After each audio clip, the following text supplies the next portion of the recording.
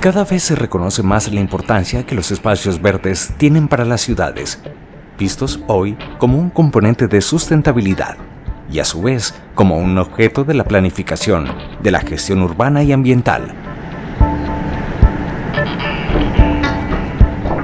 Sus distintas funciones desde el punto de vista ornamental, social y ecológico los convierten en un factor de calidad de vida para la población, en ciudades caracterizadas por su gran dispersión, planificación deficiente y problemáticas de contaminación y distanciamiento de la naturaleza.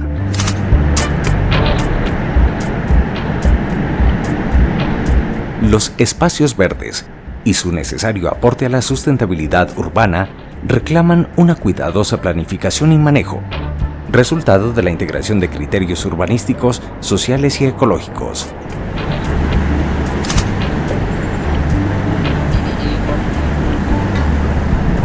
Es muy importante que como habitantes, digamos, de un entorno urbano entendamos por qué ese verde no es solamente, digamos, para que se vea verde bonito. Ese verde cumple una función biológica y ecológica de alojar una cantidad de especies de la fauna, y la idea es que esos espacios verdes estén, digamos, muy continuos para poder facilitar que las especies de la fauna, así sea un gran laberinto, puedan circular de un lugar a otro y mejorar las condiciones, digamos, ambientales y ecológicas de este entorno urbano. Si bien Medellín o gran cantidad del área metropolitana son zonas que han sido muy intervenidas por los procesos urbanísticos, es importante entender que la conservación de las especies es vital.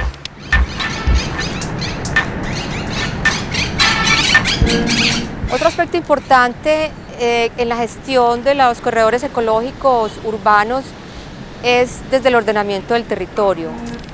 Cómo la ciudad va creciendo, hacia qué áreas va creciendo. Nosotros vemos que ocupa en este Valle de Aburrá las partes altas de las laderas y ocupa también territorios hacia el norte y hacia el sur. Es prioritario tener estas áreas debido a que la ampliación de las áreas urbanas ha ido generando afectaciones en estas especies que encuentran en el Valle de Aburrá, debido a la gran cantidad de especies que hay. Entonces, ¿qué pasa? Que estos impactos negativos están generando que esas especies se vayan desplazando más hacia las laderas y hacia las zonas adyacentes de las urbes, o que bajen a las mismas urbes y se vean afectadas por efectos de atropellamiento, por efectos de colisión contra edificios y varios accidentes que pueden tener.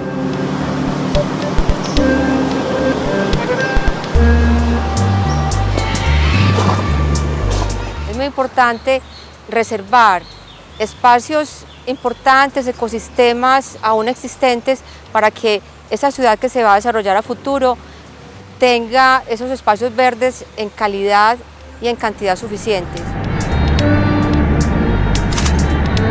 La función ambiental de la vegetación en la ciudad también suele ser entendida en términos de servicios ambientales, o sea, los beneficios intangibles que los diferentes ecosistemas o biomas ponen a disposición de la sociedad de manera natural y que, además de influir directamente en el mantenimiento de la vida, generan beneficios y bienestar para las personas y las comunidades.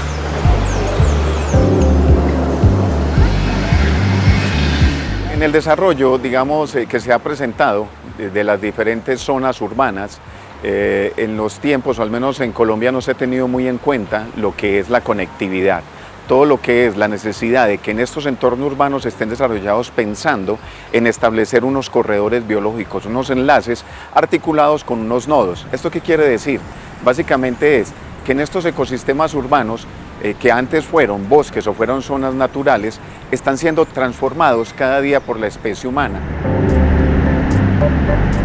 Si nosotros aquí en el valle visualizamos la estructura arbórea desde un nivel superior, vamos a ver que es una matriz verde, que son unas autopistas verdes por las cuales se mueven toda la biodiversidad presente en nuestro valle. El Valle de Aburrá tiene una connotación muy importante en cuanto a diversidad, porque tiene una historia natural muy rica y muy precisa de especies con unas connotaciones de conservación bien importantes. Entonces, por eso es deseable tener unos espacios verdes generosos en las ciudades con el fin de nosotros poder tener esa biodiversidad que se ha perdido en el transcurso del tiempo.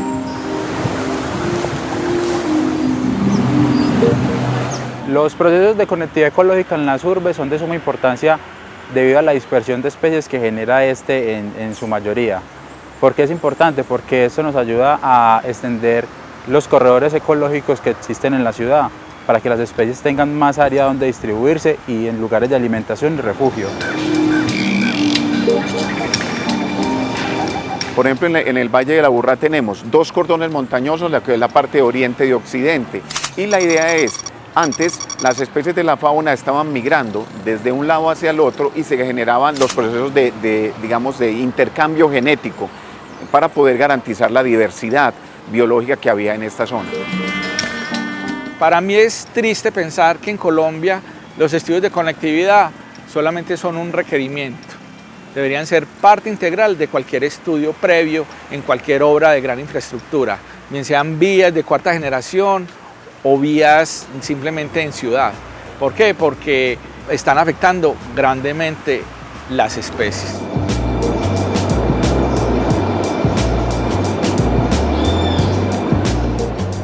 Se está pensando en una ciudad en la cual se estén estableciendo y configurando esos corredores ecológicos e incluso transformando algunas regiones para poder facilitar que las diferentes especies de la fauna encuentren, digamos, todos los nichos necesarios, área de nidación, área de percha, área de alimentación, incluso área para poderse esconder de muchos depredadores. Los planificadores y tomadores de decisiones tengan en cuenta la necesidad de disponer de áreas verdes suficientes en cantidad y calidad y que ojalá puedan estar lo más conectados posibles, porque hay otro aspecto clave y tiene que ver con la conectividad social, no solamente la conectividad ecológica, que tiene una funcionalidad para el movimiento de la fauna y los flujos biológicos, químicos, sino también para la movilidad de las personas.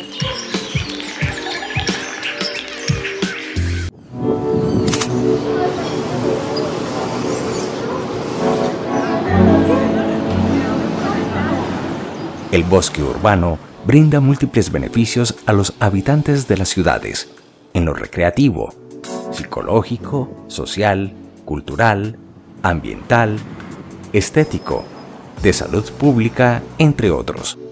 Por esta razón, el tamaño, distribución y estado de estos bosques son decisivos en la calidad de vida de sus habitantes. Por tal motivo, su cuidado debería comprometernos a todos.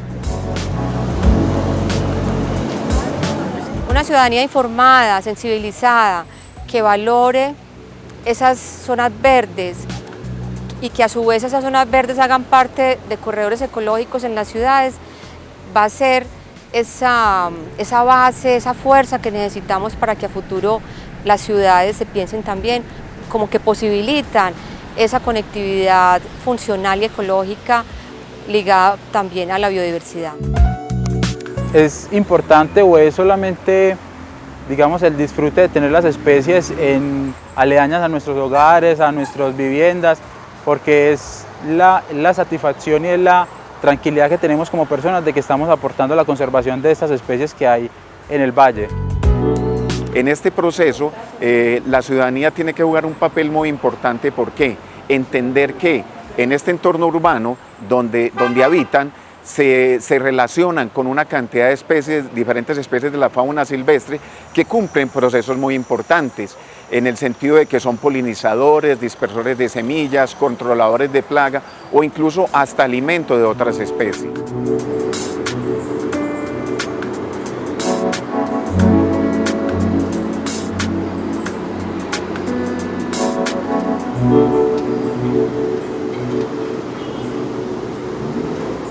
Pensemos solamente en una lorita y en la funcionalidad incluso que tenemos nosotros como seres humanos. Si un médico es privado de la libertad, ¿cuántos pacientes deja de atender? Una lorita o un pajarito, digamos que es privado de la libertad, ese pajarito todos los días de su vida está cogiendo un frutico y deja caer una semillita. Es decir, que cada día de su vida como mínimo está sembrando un arbolito. Ahora pongamos en el contexto que ese pajarito lleve 1, 5 o 10 años privado de la libertad. Multipliquemos cada uno de esos años por 365 días, ¿cuántos árboles han dejado de sembrar? ¿Cuánta descendencia ha dejado de tener? Entonces es importante mirar en ese contexto ese papel, digamos, de nosotros como especie humana, que en este entorno urbano casi que nosotros somos los invasores de este entorno urbano. Entonces en la medida de lo posible tenemos que aprender a convivir, aprender a que nuestra cotidianidad, nuestras actividades diarias estén muy enfocadas a garantizar la preservación y a respetar la vida de esas especies con las que compartimos estos entornos urbanos.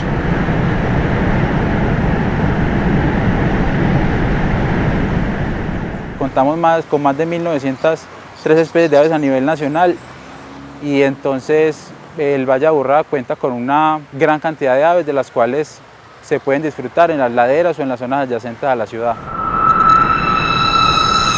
Es importante resaltar que en el Valle del Aburrá no solamente existen aves, sino que existen gran cantidad de mamíferos, entre ellos mamíferos pequeños como pequeños marsupiales y roedores. Nosotros tenemos más o menos cerca de 25 especies de roedores. Por eso es que el Valle del Aburrá es tan rica en especies de mamíferos grandes, de carnívoros, porque tienen muy buena cantidad de especies para poderse alimentar. Es muy importante también la incorporación de especies vegetales arbóreas con criterio de biodiversidad funcional en los nuevos procesos de arborización, buscando una mayor adecuación y sustentabilidad del arbolado urbano frente a la problemática de variabilidad y cambio climático, y como proveedor de otros servicios ambientales. En las áreas verdes urbanas es muy común encontrar especies introducidas que vienen de otros continentes y es muy importante empezar a incrementar la diversidad de especies de árboles, palmas, arbustos, plantas nativas de la región, del territorio colombiano, porque en la medida en que estas zonas verdes alberguen esa mayor diversidad en plantas, en esa medida también tendremos mayor diversidad de fauna. Todos estos procesos de conurbación que de alguna manera afectan directamente las áreas verdes se pueden mitigar de muchas maneras, sembrando especies que favorezcan la espacialidad de esas especies. Es decir, pensar en 3 criterios básicos. El primer criterio que me parece muy importante es la arquitectura arbórea. La arquitectura arbórea nos da la facilidad de que las copas de los árboles creen unos corredores o unos túneles verdes donde las especies por encima se puedan mover sin ninguna restricción.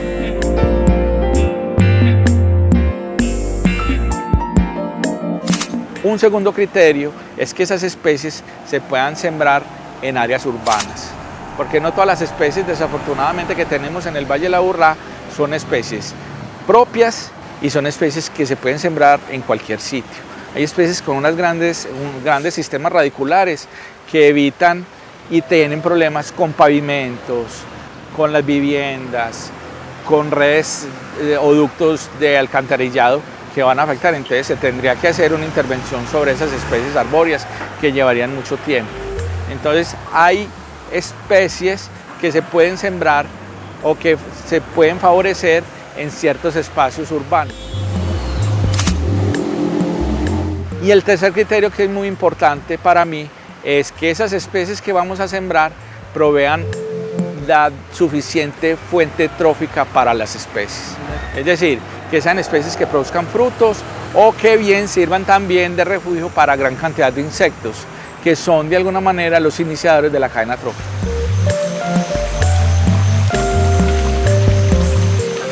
En conclusión, más allá del debate sobre especies nativas versus introducidas, se trata es de utilizar especies bien adaptadas a las condiciones naturales de la zona y a su rango natural climático.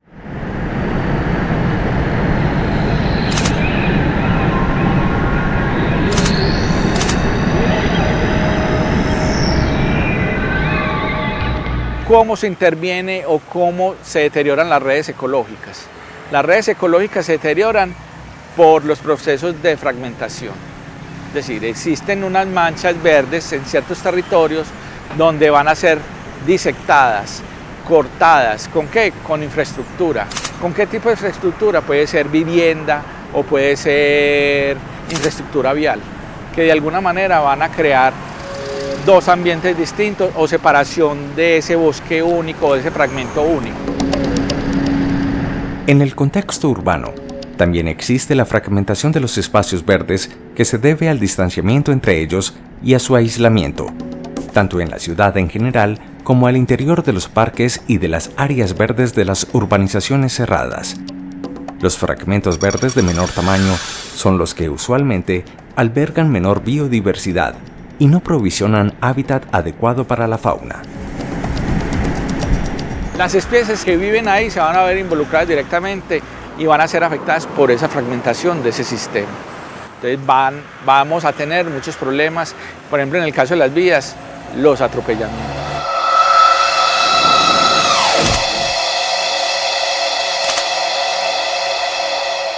Hay otro aspecto muy importante a considerar y lo que se está haciendo dentro del desarrollo, digamos, de estos entornos urbanos, y es pensar que no solo, digamos, hay algunos lugares donde es imposible ya como tal restablecer el verde. Entonces es necesario crear unos pasos o unos lugares por donde la fauna pueda circular sin que corra el riesgo de ser atropellada, sin que corra el riesgo, digamos, de generar ese temor que le puede generar a una especie cruzar por una avenida. Entonces crear estos espacios, pero pasos que sean diseñados pensando incluso en el comportamiento. ¿Cómo actuaría un animalito si se encontrara un tipo de estos? Es como si a nosotros nos ponen a atravesar una autopista donde están circulando muchos vehículos. O sea, nos va a dar miedo cruzar y hay algunos osados que se atreven a cruzar, pero corren el riesgo de ser atropellados. Igual pasa con los animales. Entonces, en la medida que se formulen pasos de fauna pensando en cómo, digamos, actúa o cómo se comporta ese animal.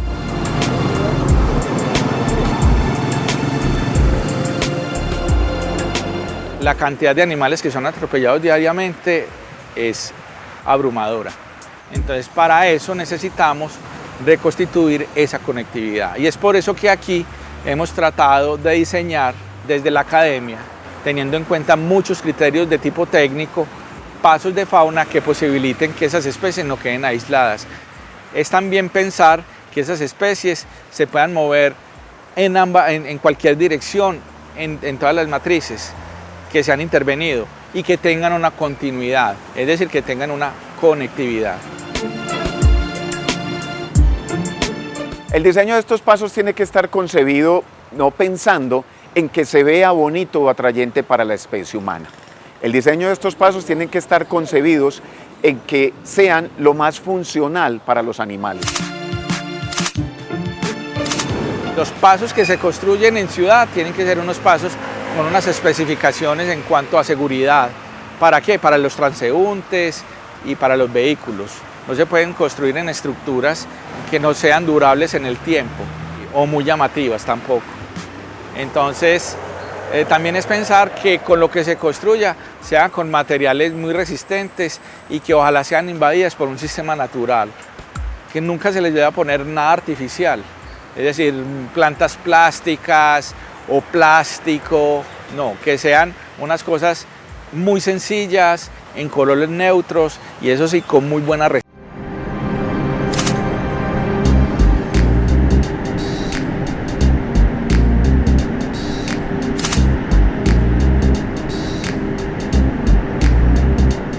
Consolidar las redes actuales y avanzar hacia la configuración de corredores y circuitos verdes continuos en las áreas urbanas es un propósito cuyos retos son tanto técnicos y de investigación, como de gestión y coordinación de la planeación ambiental y el ordenamiento territorial en su conjunto. Pero su conservación es una responsabilidad de todos. La responsabilidad de garantizar la preservación y conservación de esta estabilidad ecológica de un área, digamos, transformada, altamente transformada por la especie humana, es de todos los seres humanos. O sea, cada persona, desde su cotidianeidad, digamos, tiene la responsabilidad de cumplir con este ecosistema. O sea, la misma empresa privada o los mismos, digamos, constructores tendrán la obligación, digamos, de estar formulando esos proyectos, articulándolo a garantizar esa conectividad, esos flujos dinámicos poblacionales. hay unos espacios muy generosos, pero por ser tan generosos esos espacios también están siendo muy intervenidos, y están siendo intervenidos por las urbanizaciones. Y no es pensar que no se pueda hacer desarrollo sostenible, porque sí se puede hacer, pero hay que pensar que esas grandes urbanizaciones en las laderas del valle están impermeabilizando esas laderas. Y vamos a llegar en un momento en que el río Medellín y todos los pequeños afluentes que tiene esas laderas, que son en este caso, por ejemplo, que estamos aquí en la Presidenta, en la quebrada La Presidenta, van a ser insuficientes en épocas invernales para poder desaguar todas esas aguas que están cayendo en esos sistemas impermeabilizados. ¿Responsabilidad de quién? Responsabilidad del gobierno, responsabilidad de los constructores. Que los constructores tengan una responsabilidad ambiental, que piensen en los sistemas verdes como unos sistemas que van a ser amigables. Es un trabajo conjunto, la generación y el cuidado de las áreas ambientales, tanto de la entidad privada como de la entidad pública, porque la entidad privada lo que busca es la comodidad del ser humano, pero a costa del beneficio ambiental, o del perjuicio ambiental más bien, de generar cada vez espacios verdes más pequeños para tener espacios grises más grandes cada vez. Es un trabajo de tener, digamos, conciencia y replantearnos que cada quien tiene que pagar por lo que daña. Entonces es como generar de que tanto como las entidades públicas como privadas tienen la obligación de generar y el cuidado de estas áreas verdes. Yo pienso que es posible conservar las especies. Yo pienso que es posible que todavía salvar lo que nos queda en estos niveles urbanos. El que yo sea partícipe de los procesos de reforestación, el que yo sea partícipe de tener una conciencia ambiental y tratar de conservar lo que aún nos queda, yo pienso que es parte muy importante de nosotros como seres humanos. No es conservar la biodiversidad por conservarla, sino que al conservar la biodiversidad nosotros estamos garantizando una serie de servicios ecosistémicos que requerimos para nuestra propia supervivencia. Entonces va más allá de proteger una especie X que tiene un nivel de amenaza o riesgo, por ejemplo, a extinción, sino que dependemos de ellos para que nos prestan los servicios ecosistémicos. Es que de conservación no se debería estar hablando. Conservar lo debemos pensar porque somos seres pensantes y sabemos que si no conservamos nos vamos a quedar sin recursos naturales, nos vamos a quedar sin agua, nos vamos a quedar sin aire. Y también quitémonos de pronto de toda esa parte de la fauna y pensemos que solamente por el gusto de tener las especies es importante conservar. Somos altruistas y pensamos que convivir con otras especies es una manera racional de utilizar la naturaleza. Es la posibilidad también de que el ciudadano pueda caminar y conectarse y recrearse y también tener ese contacto con la naturaleza que es tan importante y que cada vez por el crecimiento urbano estamos viendo esas áreas verdes reducidas, con mucha infraestructura gris, con mucho piso duro, y realmente el ciudadano necesita ese contacto con la naturaleza. Y ese contacto se lo provee precisamente la vegetación, los árboles y toda la fauna que está asociada a ella. Para garantizar las zonas verdes en las ciudades, es necesario concebir el espacio público verde como integrador y conector de lo urbano con lo rural, de lo público con lo privado, que integre lo natural y lo construido, con unidades y redes de conectividad ecológica que tengan funciones ambientales definidas. Todo esto representa no solo un reto, sino una oportunidad para la ciudad, su fauna, su flora y los seres humanos que la habitamos.